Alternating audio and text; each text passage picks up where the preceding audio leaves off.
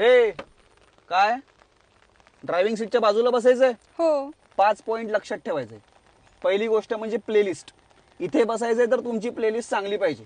तुम्ही डिप्रेशनवाली गाणी लावाल, मग मला डिप्रेशनमध्ये घालवाल, मग मी खड्ड्यात गाडी घालवीन. दुसरा पॉइंट, मला लेफ्ट राईट कळतं, ते सारखं सारखं तुम्ही पण सोबत माझ्या असं असं करायची गरज नाहीये. तिसरं म्हणजे जेव्हा मी असं असं करेन तेव्हा मी मागची गाडी बघत असतो, मी कुणाला बघतोय म्हणून तुम्हाला पण असं असं व्हायची गरज नाही, मला तुमचं फक्त डोकं दिसतं. मग चौथं म्हणजे तुम्ही सगळे मागचे पुढचे जेव्हा मिळून काहीतरी खात असता तेव्हा एक हात जरा असा पण येऊ देत माझ्या तोंडाकडे, कळलं? म्हणजे मला पण खायची इच्छा असते पण मी ड्रायव्हिंग करतो म्हणून मी खाऊ शकत नाही. हा, हे 4 पॉइंट लक्षात ठेवाच तुम्ही. आणि पाचवा?